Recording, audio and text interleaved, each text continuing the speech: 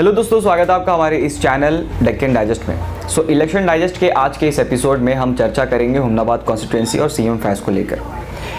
तो आप जानते हैं कि हुमनाबाद से जेडीएस ने जिस नुमाइंदे को चुना है, जिन्हें उम्मीदवारी दी गई है, वो है सीएम फैज़। सीएम फैज़ के बारे में अगर कहा जाए तो ये तो फ़िलहाल स्टेट प्रेसिडेंट सीएम इब्राहिम के फर्जंद हैं सीएम फैज़, और साथ ही में कन्नड़ा और उर्दू के बहुत ही अच्छे ओरेटर हैं। और यहाँ पर जिस तरह से जेडीएस ने एक बहुत ही कम समय में यहाँ पर फैसले लिए हैं, तो एक बहुत ही लंबा समय इलेक्शन तक का इन्हें मिल जाता है। और सीएम फैज़ के ताल्लुक से अगर कहा जाए तो बहुत ही लंबे समय से ये यहाँ पर कॉन्स्टिट्यूंसी में बने हुए हैं और यहाँ पर काम कर रहे हैं। तो जो बेशतर हिस्सा है कॉन्स्टिट्यूंसी का, वो अब तक कवर कर चुके हैं।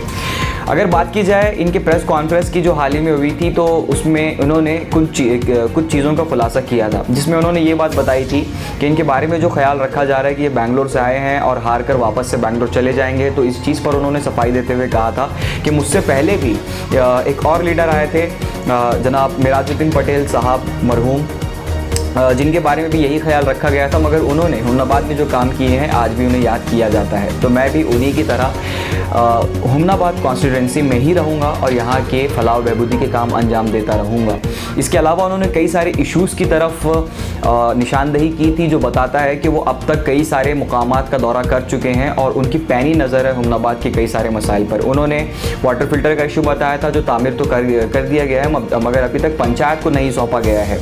और दूसरी तरफ एक बहुत ही बड़ा इशू जो उन्होंने अवाम के सामने रखा था, अवाम के सामने लाया था, वो ये था कि वोटर लिस्ट से जो 21,000 नाम गायब हुए थे, तहसीलदार को एक दरख्वास्त भी पेश की गई थी, जिसके बाद इस चीज़ पर एक्शन लेते हुए 8,000 से ज़्यादा नामों को अब तक वोटर लिस्ट में शामिल कर लिया गया है।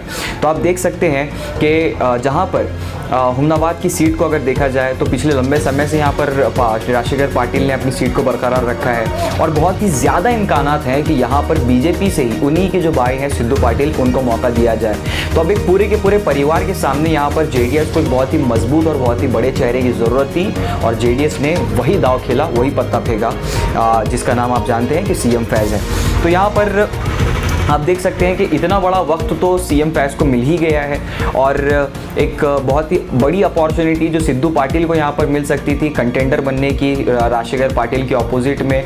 मगर एक छोटी सी कंट्रोवर्सी हुमनाबाद में हुई थी पिछले समय में एपीएमसी को लेकर के, आपको अगर याद होगा तो वहीं पर छोटी सी नोकझोंक हुई थी। इसके बाद सिद्धू पाटिल बिल्कुल ही ग्राउंड से गायब देखने को मिले हैं। तो वहीं दूसरी तरफ इस चीज़ का फ़ायदा उठाते हुए सीएम फैज़ ने वो रोल निभाया, और साथ ही में वो फिलहाल एक आप कह सकते हैं कि विपक्ष का रोल हुमनाबाद में निभाते हुए आपको नज़र आ रहे होंगे।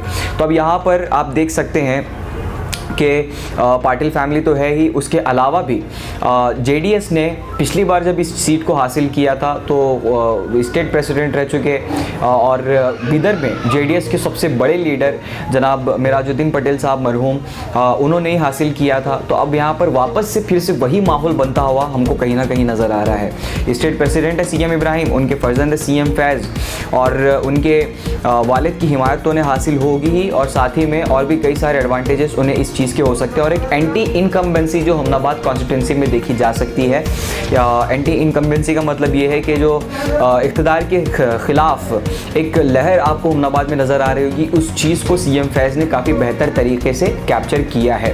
तो अब इसके अलावा भी कई सारी चीज़ें हैं, जैसे एक ट्रायंगुलर फाइट हमको आने वाले दिनों में देखने को मिलेगी, और साथ ही में ये भी देखना दिलचस्प होगा कि जो जेडीएस के रिवायती वोटर्स हैं, आप कह लीजिए कि माइनॉरिटीज़ इसमें आ गए हैं, बैकवर्ड क्लासेस इसमें हैं, और साथ ही में फार्मर्स भी हैं, और भी कई सारे दूसरे तबके से ताल्लुक़ रखने वाले लोग हैं। अगर इन लोगों ने वापस से अपना भरोसा दिखाया जेडीएस की तरफ, और सीएम फैज़ भी इन लोगों को इन्फ्लुएंस करने में किसी हद तक कामयाब रहे, तो बहुत सारे इम्कानात यहाँ पर जेडीएस के लिए बढ़ जाते हैं। आप जानते हैं कि सीएम फैज़ का नाम जब अनाउंस किया गया था, जो लोकल बॉडी के एस्पायरेंट्स थे हुमनाबाद के, वो कहीं ना कहीं नाराज़ हुए थे और उन्होंने गुस्से का भी इजहार किया था।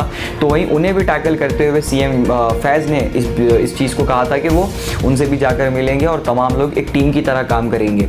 तो यहाँ पर सबको साथ लेकर चलना और इश्यूज़ की तरफ निशानदेही करना, ये सीएम फैज़ की स्ट्रॉन्ग कैंपेनिंग की तरफ इशारा करता है। तो अब ये देखना दिलचस्प होगा कि कब कांग्रेस का खाता खुलेगा और कांग्रेस और बीजेपी की तरफ से क्या फैसले लिए जाएंगे। जो कुछ भी हो, मगर ये चीज़ बहुत ही ज़्यादा दिलचस्प रहेगी कि क्या सीएम फैज़ उन तमाम की कैंपेनिंग को पीछे छोड़ सकते हैं और एक मजबूत कैंडिडेट के रूप में निखर करके आ सकते हैं। ये देखना बहुत ही दिलचस्प रहेगा। और हाल ही में एक मखसूस पॉइंट इसमें यह भी है कि जब पंचरत्न यात्रा हुमनाबाद पहुंचेगी तो सीएम फैज़ की कैंपेनिंग को उरूज वहां पर हासिल होगा। आप सोच सकते हैं कि वहां पर स्टेट प्रेसिडेंट और साथ ही में कुमारस्वामी खुद वहाँ पर रहेंगे। तो जेडीएस के बड़े बड़े लीडरान की मौजूदगी में सीएम फैज़ जब हुमनाबाद में वापस से कैंपेनिंग करेंगे और पंचरत्न यात्रा हुमनाबाद को पहुँचेगी तो अवाम की बड़ी भीड़ सीएम फैज़ के साथ यहाँ पर जुड़ सकती है और उनकी कैंपेनिंग को आप सोच सकते हैं कि एक उरूज यहाँ पर हासिल होगा। तो ये देखना बहुत ही ज़्यादा दिलचस्प रहेगा। अब इस पर आपके क्या ख्यालात हैं, नीचे हमें कमेंट सेक्शन में कमेंट करके ज़रूर बताएं। आप सीएम फैज़ के बारे में क्या सोचते हैं और हुमनाबाद के पॉलिटिकल इन्वायरमेंट के बारे में आप क्या सोचते हैं, वो हमें नीचे कमेंट करके ज़रूर बताएं। और उस वीडियो को ज़्यादा से ज़्यादा शेयर कीजिए ताकि इन्फॉर्मेशन और लोगों तक पहुँच सके।